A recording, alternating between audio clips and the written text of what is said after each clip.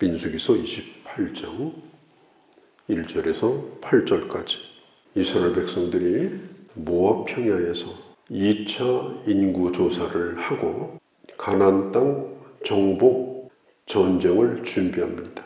또 가나안 땅을 어떻게 분배해야 되겠는가, 그걸 준비하고 있습니다. 모세는 마지막 이스라엘 백성들에게 그가 40년 동안 전하였던 하나님의 말씀을 총정리합니다. 그게 신명기서입니다. 지금 대단히 분주합니다. 모세는 이제 마지막으로 그의 후계자 여호수아를 세우는 일까지 그는 마무리를 합니다.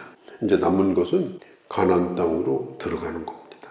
그런데 하나님께서 이렇게 매우 분주하고 할 일이 많고 여러 가지 새로운 일에 대한 그런 기대를 온 백성들이 가지고 있을 때 하나님이 아주 강조하신 것이 있어요. 그것이 뭐냐면 하나님께 드리는 제사의 문제입니다. 어떻게 매일 예배를 드려야 되나? 어떻게 매주 안식일을 지켜야 되나?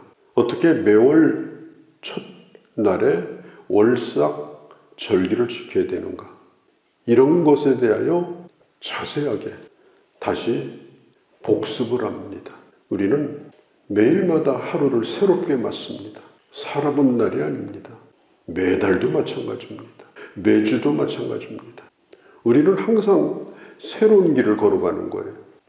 뿐만 아니라 우리가 어디를 새롭게 이사를 했다든지 어떤 새로운 사업을 한다든지 새로운 일을 시작한다든지 한 번도 가보지 않은 새로운 학교에 입학한다든지 군대에 간다든지 오래도록 출장을 나간다든지 이렇게 할 때 많은 계획이 필요하지만 꼭 거기에 우선순위로 이뤄서는 안 될 것이 내가 주님을 어떻게 예배해야 되는가 하는 것입니다. 새로운 일을 시작하면서 예배가 빠졌다. 예배에 대한 계획이 없다. 우선순위가 예배가 저 뒤로 밀려나고 시간 있으면 하고 없으면 말고 어떤 일이든지 그렇게 시작된다면 그것은 이미 끝난 겁니다. 아무리 새로운 땅에 살고 새로운 일을 해도 그것은 소망이 없습니다. 하나님께서 결코 그에게 복을 주시지 않습니다. 그래서 이스라엘 백성들이 지금 새로운 일을 앞두고 얼마나 지금 분주합니까? 또 백성들은 지금 기대에 잔뜩 차 있습니다. 그럴 때 먼저 생각할 것이 뭐냐? 우선으로 해야 될 것이 뭐냐? 매일 눈 뜨면 해야 될 일이 뭐냐? 일주일에 한 번 첫 주가 시작될 때 어떻게 해야 되느냐? 매달 첫날은 어떻게 해야 되느냐? 그것이 바로 예배가 되어야 한다. 그렇게 시작해야 된다. 그렇게 해야 이스라엘 백성들의 미래가 있다. 그걸 성경이 가르쳐줘요. 그 모든 것보다 우선순위는 예배가 되어야 한다. 그 모든 일정의 가장 중요한 것은 예배가 되어야 한다. 예배가 뭡니까? 예배는 종교 행사가 아니라 예배는 하나님과 교제하는 거예요. 하나님과 함께 길을 가는 것이 예배예요. 하나님과 교제가 없는 예배를 드린다면 그 예배는 그냥 형식일 뿐입니다. 하나님은 매일 우리와 교제하기를 원하셔요. 우리가 가는 길에 하나님이 함께 하기를 원하시는 거예요.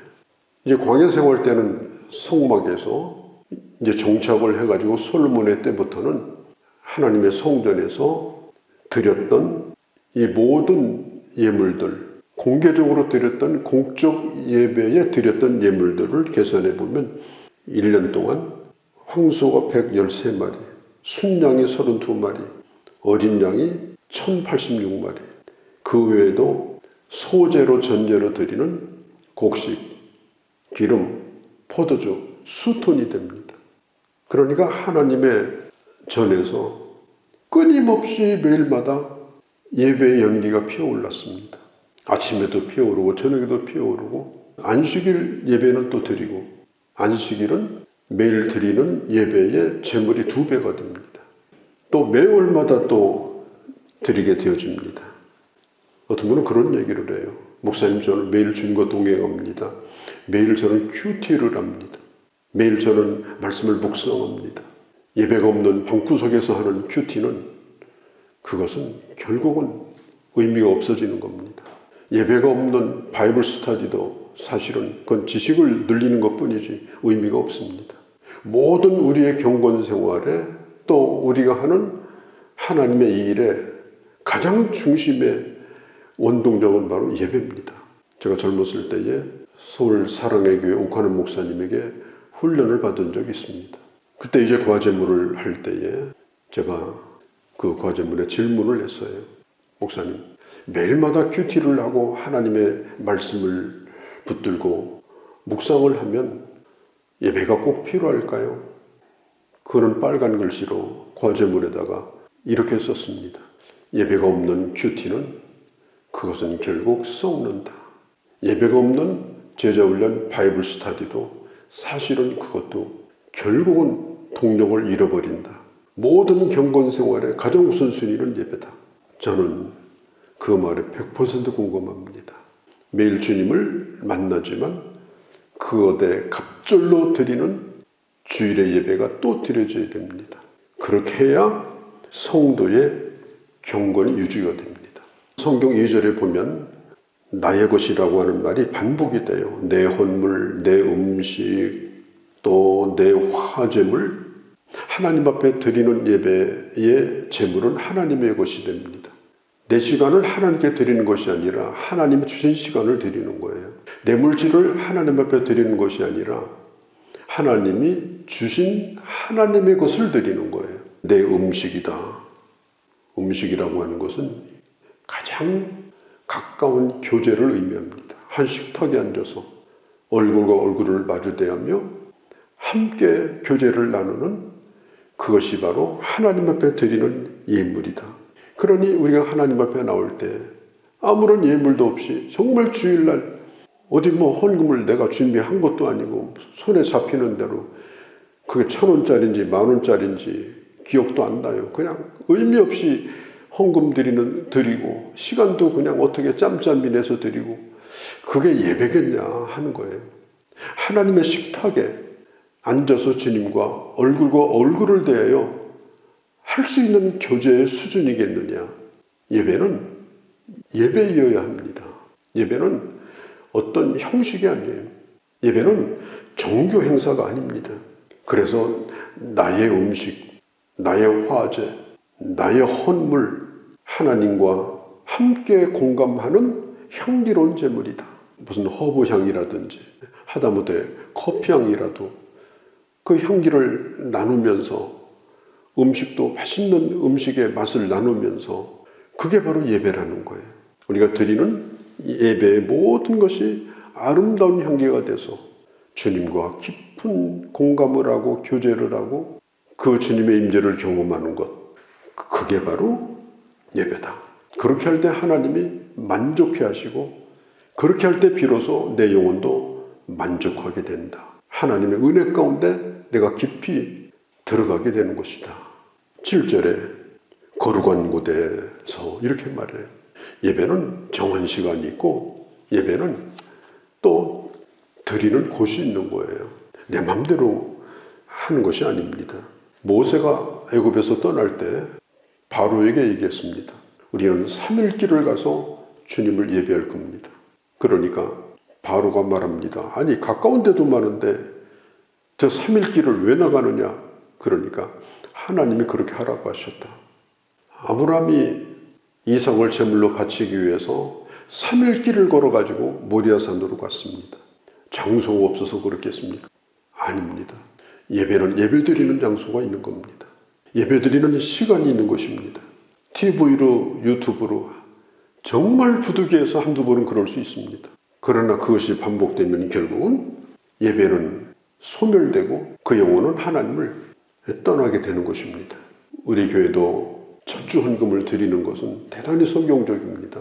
첫주 헌금은 하나님 앞에 보고 드리는 거예요. 지난달 제가 이렇게 살았습니다. 하나님과 원례하는 겁니다. 원례 결산하는 거예요. 그리고 3달을 하나님 앞에 이렇게 살겠노라고 약속하는 것이 이게 월상 예배예요.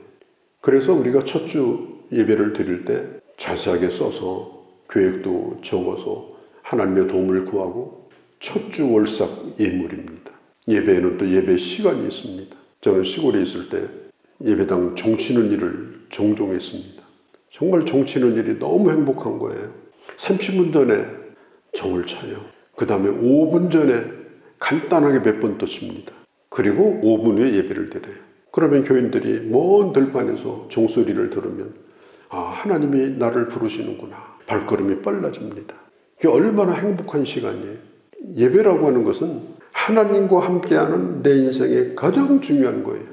모든 일을 다 치우고 그 하나님과 함께하는 시간을 누리기 위해서 6일 동안은 일하고 하루를 쉬어도 충분히 될 만큼 성실하게 6일 동안을 살고 그 다음에 하나님 앞에 하루를 드리며 예배하고 성실하게 성도를 섬기고 봉사하고 그게 예배입니다. 그게 바로 신앙생활입니다. 이스라엘은 1년 내내 달력이 절기였어요. 1월달 시작되면 6월절이 시작되고 그 다음에 무교절로 이어지고 무교절이 일주일간 계속됩니다. 그리고 매일마다 아침 저녁으로 상번제를 드리고 그리고 5 절기를 또 지키고 그러면서 모든 달력이 다 예배였습니다. 예배를 위해서 사는 거예요. 이사야서 1장 11절 14절에 보면 주님이 이렇게 말씀합니다. 너희가 드리는 예물 때문에 나는 견딜 수가 없다. 나는 모멸감을 느낀다. 나는 기뻐하지 않는다. 하나님은 우리의 예배에 대한 평가를 하십니다. 나의 예배는 정말 하나님 앞에 합당한 예배인가? 의미 없이 주님에게 짐만 더해주는 예배인가? 아니면 함께 주님과 하는 정말 행복한 시간인가? 가끔 예배 끝나고 나갈 때 성도들로부터 목사님 오늘 정말 예배 좋았어요. 그럴 때 좋았는가 보다. 그렇게 느낀 것이겠죠. 그런데 걱정이 또 돼요. 안 좋은 날도 있을 거 아니에요. 또. 언제나 그것과 상관없이 내 자신을 온전히 드리는 헌신의 시간이다. 주님과 함께하는 시간이다.